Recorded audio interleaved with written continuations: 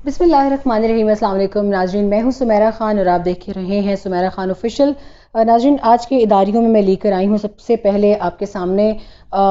एक तो हमारे पास द न्यूज़ का है इदारिया राइजिंग टू सेफ्टी, इसके ऊपर आते हैं बाद में, जो कि कराची में फायर कोड्स के हवाले से है। हाई राइज बिल्डिंग्स जो हैं उसमें आग से बचाव के लिए क्या इकदाम किए जाते हैं, अचानक जो आग भड़क जाती है, उसके हवाले से द न्यूज़ का ही दूसरा आर्टिकल है। अमेरिका डिसाइड्स यानी अमरीकी इलेक्शंस के हवाले से बात हो रही है। और डॉन के मेरे पास दो इदारिये हैं और उसमें बात हो रही है किसानों के हवाले से। आजकल किसानों का जो प्रोटेस्ट चल रहा है और उस हवाले से काफ़ी अफसोसनाक खबरें भी आ रही हैं। और दूसरा इनका इदारिया है डॉन न्यूज़ का काउंटलेस रिफॉर्मिंग कफाला सिस्टम, यानी जो कफालत का या कफील सिस्टम होता है। सबसे पहले हम द न्यूज़ से शुरू करते हैं। अमेरिका डिसाइड्स, अमेरिका डिसाइड्स में द न्यूज़ का इदारिया कहता है कि बाइडन, जिस वक्त तक मैं आपसे बात कर रही हूँ इस वक्त जो बाइडन जो है डेमोक्रेट पार्टी के बिहाफ पे जो कंटेस्ट करें इलेक्शंस अमरीकी, वो 264 और ट्रंप 214 की लीड पर मौजूद हैं। 270 की इलेक्टोरल वोट कास्ट चाहिए जो बाइडन को जीतने के लिए। यहाँ पर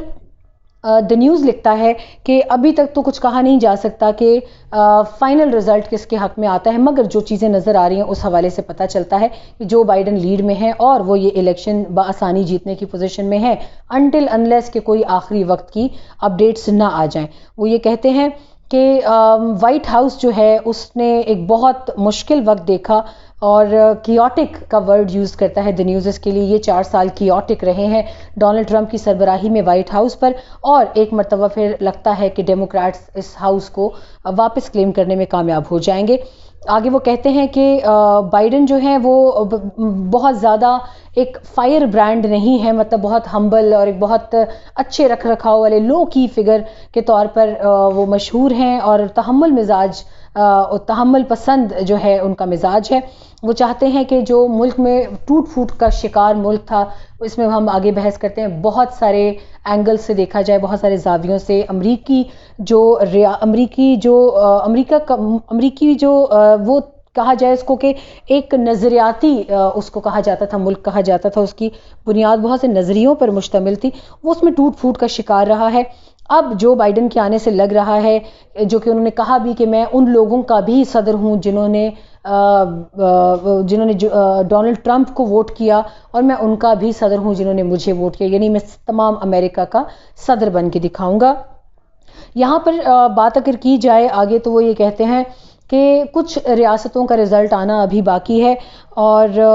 वही बाकायदा ऐलान के तौर पे इस्तेमाल होगा जब उनके इलेक्टोरल वोट्स का रिज़ल्ट आ जाए। मगर उन्होंने बड़ी खूबसूरत बात यहाँ इदारिया करता है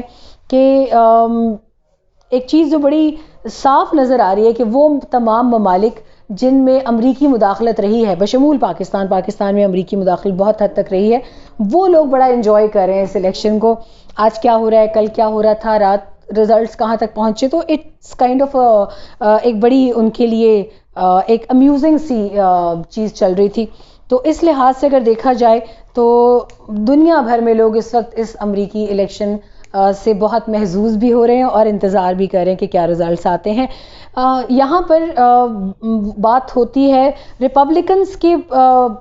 बिहेवियर की, यानी डोनाल्ड ट्रंप उनके मानने वालों के रवैयों की बात इदारिया करता है कि बहुत सी शहरों में झड़पें हुई हैं, बहुत से शहरों में उनके हामियों ने वोट कास्ट होने से रोका, मारपीट, हाथापाई, स्कफल्स, ये चीज़ें होती रही हैं, जो कि बिल्कुल ऐसा लग रहा था जैसे पाकिस्तान या भारत में होने वाली कोई इलेक्शंस में अक्सर नज़र आता है। तो ये भी चीज़ सिमिलैरिटी में काफ़ी गई है और इसने एक बड़ी अजीब सी पिक्चर अक्रॉस द ग्लोब पेश किया कि अमेरिका में भी इलेक्शन की एक अगलीनेस जो है वो इस मरतबा बहुत सामने आई है। यहाँ पर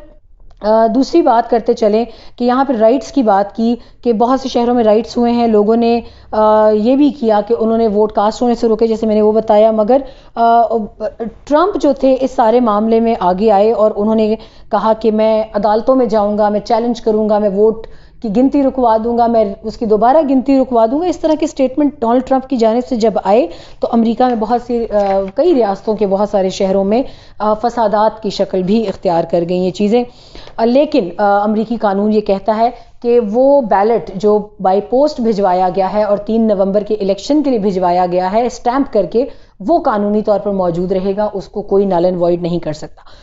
अमेरिका के मुस्तकबिल की बात आगे हो रही है। वो कहते हैं एक सवाल ये है कि अमेरिका का मुस्तकबिल क्या होगा। वो कहते हैं ये वो मुल्क बन चुका है पिछले 4 बरसों में कि मुख्तलिफ जावियों से तकसीम शुदा मुल्क कहलाया जाता है। अब चाहे उसको रंग, नस्ल, शनाख्त, ज़ात पात के हवाले से कहा जाए, या अगर देखा जाए तो अब जेंडर इम्बैलेंस की बुनियाद पर भी अमेरिका बहुत तकसीम हो चुका है। आपका ताल्लुक़ किससे है, आपका ताल्लुक़ किस कौमियत से है, रंग नस्ल से बालातर होकर बात बहुत आगे चली गई है। यहाँ तक कि वो लोग जो शहरी इलाकों में रहते हैं या देही इलाकों में रहते हैं, पिछले 4 सालों में उनमें भी बहुत दूरियां आ चुकी हैं माइंड सेट के हवाले से, क्योंकि ट्रंप रजीम उनके हिसाब से एक हार्ड कोर नज़रिए की प्रचार करती थी। यहाँ पे बात हो रही है आगे कि क्या बाइडन उसको कवर कर पाएंगे पिछले 4 सालों में मुल्क को इकोनॉमी वाइज या अंदरूनी साख में, या पोलराइजेशन से निकलने के लिए कि अमेरिका जो डोनाल्ड ट्रंप का एक नारा था कि मेक अमेरिका ग्रेट अगैन, यानी वो पोलराइजेशन की तरफ अमेरिका को ले गए थे, एक तरफा सिमत में ले गए थे, बजाय इसके कि वो इसको एक सेक्युलर और मल्टी डायमेंशनल या एक डाइवर्स मुल्क के तौर पर लेकर चलते। ऐसा नहीं हुआ, उल्टा अमेरिका को और उसकी साख को पिछले 4 साल में धक्का लगा है। क्या बाइडन इसको कर पाएंगे, या वो अपने मुल्क को दोबारा मुत्तहिद कर पाएंगे या नहीं, और क्या वाकई वो अपने अल्फाज के मुताबिक हर रंग, नस्ल, ज़ात पात से, और कहा जाए तो अपना लफ्ज़ इस्तेमाल करते हैं बरादरीज़म से बालातर होकर, क्या वो अपने मुल्क को मुत्तहिद कर पाएंगे उसी तरह जैसे 2016 से पहले का अमरीका था। नाज़रीन, आगे वो ये कहते हैं कि यहाँ ये हकीकत भी मुसल्लिमा है कि डेमोक्रेट्स अगर सदारती नशिस्त ले भी जाते हैं तो सेनेट में उनको बहुत मुश्किलात का सामना करना पड़ सकता है, क्योंकि सेनेट में उनका मुकाबला होगा रिपब्लिकन से, और रिपब्लिकन जो हैं वो डोनाल्ड ट्रंप की, अगर इम्पीचमेंट का प्रोसेस आपको मुआखज़े की तहरीक याद हो तो वहाँ पर उनको बहुत टफ टाइम दिया गया था डेमोक्रेट्स को रिपब्लिकन्स की जानिब से। तो ये एक यकीनन एक ऐसा पॉइंट है जिसके ऊपर वाकई एक बड़ी बहस जो है आने वाले दिनों में हो सकती है, क्योंकि यहाँ पर डोनाल्ड ट्रंप को कदामत पसंद जजेस की तैनाती का भी आपको याद होगा, कंजर्वेटिव जजेस की तैनाती का मसला आया था। तो ये 2-3 पॉइंट्स दारिया कहता है कि ये बहुत आगे जाकर डेमोक्रेट्स को टफ टाइम दे सकते हैं, उस सदर को जो डेमोक्रेट्स के बिहाफ पे ओवल हाउस, वाइट हाउस में आकर बैठेंगे। वो ये कहते हैं कि अमेरिका का इलेक्शन सिर्फ अमेरिका से जुड़ा नहीं है, ये वो मुल्क है कि जहाँ इलेक्शंस होते हैं तो बाकी ममालिक भी देखते हैं उसकी जानिब कि सदर कौन बनेगा, क्योंकि आने वाले सदर और जिस पार्टी से उसका ताल्लुक होता है उसके साथ हमारी मईशत, हमारा मुस्तकबिल और हमारे मुल्क से जुड़े बहुत सारे मामलात भी उसके ऊपर उनका दारोमदार होता है। द न्यूज़ के दूसरे इदारे की जानिब बढ़ते हैं, राइजिंग टू सेफ्टी। ये जैसे मैंने बताया कि अभी रिसेंटली सिंध हाई कोर्ट ने बुलवाया जी सिंध बिल्डिंग कंट्रोल अथॉरिटी को और उनसे पूछा कि हाँ जी बताएं, ये जो आप आसमान को छूती हुई इमारतें बना रहे हैं इसके अंदर बल्दिया सानेहा बल्दिया हम सबको याद है, उसका हवाला देते हुए उन्होंने पूछा कि क्या भड़की हुई आग पर, या आग जो अचानक भड़क उठे उस पर काबू पाने के लिए क्या इकदामात हैं बिल्डिंग कोड्स में, क्या एक्स्ट्रा दरवाजे, इमरजेंसी एग्जिट्स जिनको हम कहते हैं, उस तक मुकम्मल रसाई, आसान रसाई, और फायर एक्सटिंग्विशर्स यानी आग बुझाने वाले आलात, प्लस फायर ब्रिगेड का वहां तक पहुंचने का तरीका, या रास्ते में उनको ट्रैफिक ना मिले। तो ये तमाम मुमकिना जितने भी जाविये हैं उसके ऊपर सिंध हाई कोर्ट ने जवाब तलब किया। डिवीजन बेंच जो था सिंध हाई कोर्ट का वो ये पिटिशन सुन रहा था regarding fire safety and a lack of existence of emergency doors to escape fire and the non-performance of the helpline intended to be called when seeking help in the event of fire। यानी एक helpline का भी पूछा। ये बहुत अच्छा इकदाम है सिंध हाई कोर्ट के पास, जो भी पिटिशन आई है वो भी बहुत बेहतरीन काम उन्होंने किया कि सिर्फ दरवाज़ों का होना, एक्सटिंग्विशर का होना या हेल्पलाइन का होना ज़रूरी नहीं है, ये बताइए उस पर अमल दरामद कितना हो रहा है और लोगों को ये सहूलत कहाँ तक मैसर है। अफसरान बाला ने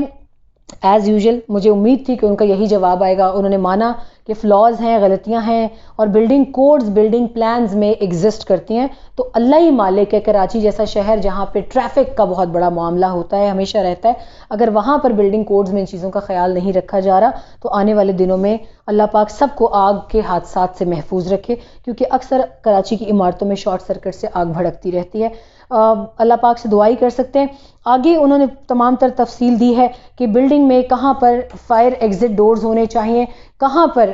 कौन सा कानून जो है वो होना चाहिए, और ट्रैफिक से मद्देनज़र रखते हुए फासला बिल्डिंग का ऐसा होना चाहिए कि इन केस ऑफ इमरजेंसी वहाँ तक फायर टेंडर्स जो हैं वो पहुँच सकें, आग बुझाने वाला अमला पहुँच सके। आगे बढ़ते हैं डॉन न्यूज़ की जानिब। एक बहुत बड़ा मसला है नाजरीन, हमारे बहुत सारे लोग हैं, जिसमें मैं आगे आपको नंबर भी बताती हूँ, और इदारिया भी ये कहता है कि मिलियंस ऑफ पाकिस्तानीज और या millions of people they are working in Saudi Arabia on kafala system. Kafala system Saudi Arabia में वो है जिसमें एक इंसान वहाँ पर नौकरी करने के लिए जो लोग जाते हैं, और हमारा एक बहुत बड़ा चंक पाकिस्तान से मजदूरी के लिए वहाँ जाते हैं, अफसरान भी हैं वहाँ पे, बहुत सारे लोग हैं जो जाते हैं। तो उनके लिए गल्फ स्टेट्स में और सऊदी अरेबिया में स्पॉन्सरशिप का एक सिस्टम होता है, जो एक इंसान हैंडल कर रहा होता है जॉब करने वाले के दौरान, और उस कंपनी के दौरान दरमियान में जिसने उस एक इंसान को नौकरी दी है, कंपनी और नौकरी करने वाले के दरमियान में एक बंदा होता है जिसको कफील कहा जाता है। वो कफील दोनों के दरमियान में ब्रिजिंग करता है, मगर ये ब्रिज अब बहुत ख़तरनाक हो चुका है, क्योंकि इन्होंने एक तरह से एक गुलामाना जहनियत इम्प्लाई करते हुए लोगों को मनमानी शराइत पर और मुंह मांगी कीमत पर इन गल्फ स्टेट्स में बुलाना शुरू किया, और फिर वहाँ भी उनकी ज़िंदगी बहुत मुश्किल बना देते हैं। अब सुनने में आया है कि रिसेंटली सऊदी अरब की हुकूमत ने ऐलान किया है कि वो इस सिस्टम को रीवैम्प करेंगे, और कि सऊदी अरब की हुकूमत इसको रीवैम्प सिर्फ नहीं करेगी बल्कि इसको उन खतूत पर उस्तवार करेगी कि जो नौकरी करने के लिए आने वाला जो एक गरीब मजदूर से लेके एक अफसर तक है, उन सब तक इसका जो है वो सिलसिला बढ़ना चाहिए। यहाँ पे ये भी बताते चलें कि सऊदी हुकूमत ने वाज़ेह किया है कि तमाम बाहर से आने वाले वर्कर्स को न सिर्फ नौकरी की तब्दीली की इजाज़त होगी, बल्कि वो सऊदी अरब से जब बाहर जाना चाहेंगे, कहीं सफ़र करना चाहेंगे, तो वो अपनी मर्ज़ी से सफ़र कर सकते हैं। ये दो चीज़ें अभी कफ़ील आपको नहीं करने देता। आप सफ़र अपनी मर्ज़ी से नहीं कर सकते, आप नौकरी की तब्दीली उसकी मर्ज़ी के बगैर नहीं कर सकते। ये एक बहुत बड़ा इक़दाम होगा, यकीनन इसको इंसानी हुकूक की तंजीमों ने भी बहुत सराहा है कि इससे सऊदी अरब की जेलों में भरे हुए लोग जो हैं उनमें भी कमी वाक़ई होगी, क्योंकि अक्सर अगर आप कफ़ील को नाराज़ कर बैठते हैं तो अक्सर ही ऐसा होता है कि वही कफ़ील जाके सऊदी हुकूमत में या थानों में या जेलों में दरख्वास्त दे देता है, और अपने ही बुलाए हुए बंदे को कि अगर वो पैसे ना दे या कोई और शर्त ना माने तो उसको गिरफ्तार करवा देता है। यहाँ पे बात होती है 10 लाख से ज़ायद पाकिस्तानी जो है वो सब सऊदी अरेबिया में काम कर रहे हैं, और उनके लिए यही मसाइल सबसे ज़्यादा आते हैं। अभी ये कहा जा रहा है कि कफाला सिस्टम जो है वो आउटडेट हो चुका है और उसको मज़ीद ज़्यादा बेहतर बनाने की ज़रूरत है in accordance with Saudi Arabia के मॉडर्न जो लेबर लॉज हैं उसके मुताबिक। यहाँ पे इंसानी हुकूक की तंजीमें नाज़रीन ये भी कहती हैं कि कफाला में जो स्लेवरी का एक कॉन्सेप्ट है वो ख़त्म किया जाए, बिल्कुल ठीक बात है। दूसरा यहाँ पे ये कहा जाता है कि सऊदी अथॉरिटीज़ जो हैं वो अक्सर जेलों में पड़े हुए लोग गल सड़ रहे होते हैं, उनको उनकी अक्सर शिकायत को सुनने का उनके पास वक्त नहीं होता। यहाँ पे वो रिफॉर्म्स की बात करते हैं कि सिर्फ चेंजेस नहीं बल्कि इसमें इस्लाहात की ज़रूरत है। ये भी बिल्कुल ठीक है, इससे पे स्केल पर भी बहुत फ़र्क पड़ेगा, क्योंकि कफ़ील ही अक्सर पैसे मज़दूरों के ले जाते हैं इतने कि उस बेचारे के पास अपनी कमाई में यहाँ भेजने के लिए और अपने लिए कुछ नहीं बचता। यहाँ पे ये बात भी अब हो रही है जो कि बहुत सिग्निफिकेंट है कि सऊदी अरब की हुकूमत का ये कहना है कि इसमें उनको सबसे ज़्यादा फ़ायदा ये होगा कि लेबर के अलावा फ़ॉरेन क्वालिफ़ाइड उनके पास जो हाईली क्वालिफ़ाइड बंदा है वो भी वो डायरेक्टली हायर कर सकेंगे, ख़ास तौर पे पेट्रोकेमिकल्स और इस जो मईशत है सऊदी अरेबिया की उसके हवाले से, क्योंकि अभी वहाँ पर टोटली सऊदी अरब के लोग ही ज़्यादातर हायर किए जाते हैं इन सीट्स के ऊपर। एक मरतबा फिर इंसानी हुकूक की तंजीमों का ही इदारिये के मुताबिक ये कहना है कि सऊदी लेबर मार्केट में रिफॉर्म्स से मज़दूर तबका बहुत बड़ा फ़ायदा उठाएगा, और रियाद को इस स्पॉन्सरशिप सिस्टम के ऊपर बहुत बड़ा काम करने की ज़रूरत है। अगला एडिटोरियल हमारे पास है जी डॉन न्यूज़ का, the story of the protesting farmers. Punjab में इस वक्त किसानों का एक प्रोटेस्ट चल रहा है, उसमें एक जो है वो मौत वाक़या हुई है। एक उनके जो ऑफिस बेरर थे, जो उनकी तंजीम थी उनके ऑफिस बेरर थे, उनकी डेथ हुई है जुमेरात को। इस हवाले से अफसोसनाक खबर आई है, और इसमें पूरा कोर्स ऑफ एक्शन चेंज हो गया जी। पंजाब के किसानों का ये मुतालबा है पंजाब हुकूमत से कि वो 1600 पर 40 किलोग्राम की उनकी जो एक कमोडिटी यूनिट आती है उसको सिंध के बराबर लेकर जाएं, जहां पर 2000 पर 40 केजी उनकी कमोडिटी की कीमत लगाई जाती है। ये देखने में काफ़ी अब पहले एक ऐसा मसला लग रहा था जो हल हो जाएगा, मगर पंजाब में अंदरूनी सियासी मसाइल की वजह से, जिसमें परवेज़ इलाही का बड़ा नाम लिया जा रहा है, जो इस वक्त कस्टोडियन ऑफ द हाउस यानी प्रोविंशियल असम्बली के स्पीकर भी हैं, उनकी कहते हैं उनकी मुदाखलत की वजह से मामला अब सियासी तौर पर बन गया है। इसमें पंजाब हुकूमत से दरख्वास्त है कि बजाय इसके कि ये एक गंभीर सियासी मसला बन जाए और सियासी पॉइंट स्कोरिंग शुरू हो जाए, आपसे दरख्वास्त है कि इन मामलात को अच्छे तरीके से हल करें कि एक गरीब किसान जो पूरा साल मेहनत करता है उसको उसकी फसल की अच्छी रकम मिल जाए और वो आपसे कुछ नहीं मांगता। क्योंकि अगर ये शोबा भी इन सियासी तनाज़ात का शिकार हो गया तो शायद हम में से कोई भी पाकिस्तान एक ज़रूरी मुल्क है ये जुमला दोबारा नहीं कहेगा, क्योंकि अब हमारी गफलत ही इस तमाम तर मामले को मजीद बिगाड़ रही है। नाज़रीन, कल आपके सामने दोबारा नए इदारियों के साथ हाजिर होंगे, तब तक के लिए इजाज़त दीजिए। अल्लाह हाफ़िज़।